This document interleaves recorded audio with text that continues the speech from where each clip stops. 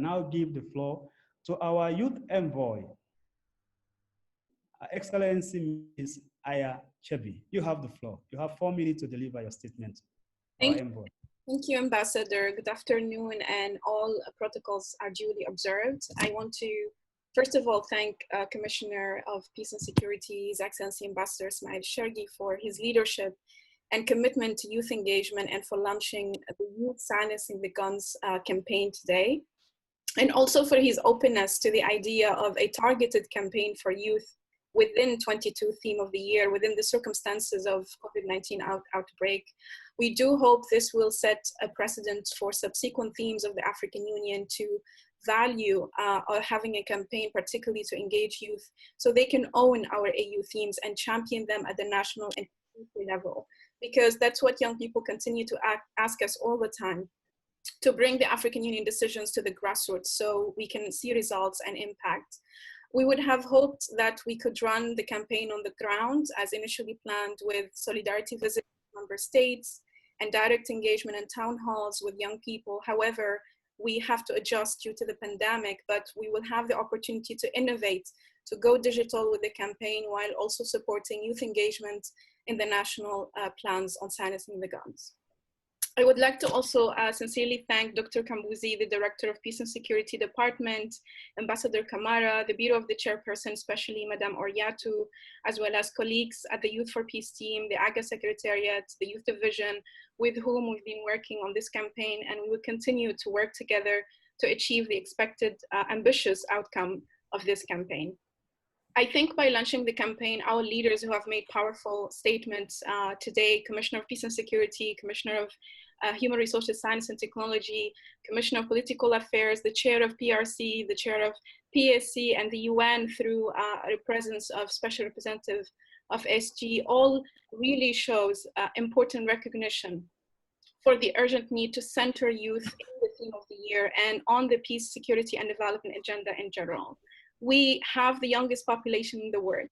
Youth are the ones affected by conflict, especially young women. Youth are the ones vulnerable to recruitment and marginalization.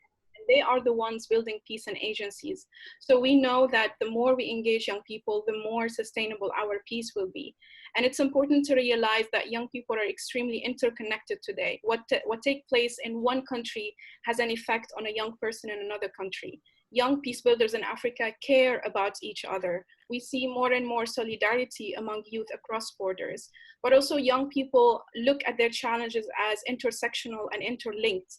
This presents for us an opportunity to engage a large youth constituency on silencing the guns agenda, from climate activists to gender advocates, to anti-corruption initiatives, to even potential entrepreneurs, because silencing the guns is also silencing corruption and silencing climate crisis and youth unemployment and gender-based violence, and as Commissioner of HRC said, Commissioner Sarah, silencing hunger and poverty, and the list goes on. So young people care about all these issues, and everyone can and should relate to silencing the guns agenda, because if we include the aspects of empowerment, transformation, prevention, and how we address the root causes of human suffering, then they can relate to it.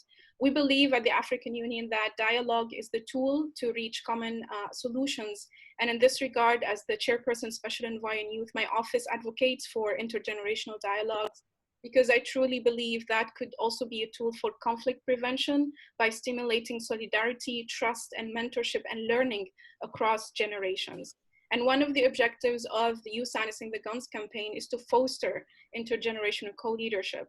So as part of this campaign, we developed and we will publish today a toolkit on intergenerational dialogue. So young people can organize dialogues in their communities and schools and organizations, and together we can nurture a culture of dialogue for next generations. We also have a lineup of exciting activities that we want to announce today. We will convene regional intergenerational dialogues. We will mobilize grants and seed funding for youth-led peace organization through Youth Silencing the Guns Awards. And we will run trainings because young people asked us for skills in mediation and community engagement. Some of the ongoing activities right now are the Youth Innovation Challenge run by AGA Secretariat as mentioned by Commissioner, and the deadline is extended to 11 August. So make sure you share with young innovators and follow our social media to know more. My final address is a call for my fellow young peace builders.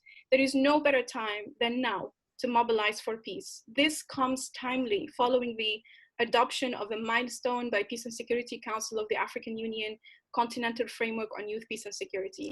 I call on all young people in Africa to join us, to rally our peers, to mobilize, to change the narrative from youth as a problem and perpetrators of violence to youth as a solution and as peace builders. Tell us, how are you silencing the guns? Let us make young African peace builders the news and the headlines, not the violent extremists. Join us to recruit more youth into peace building. Show our peers the value of peace building, that you don't need martyrdom to be recognized and to be a hero.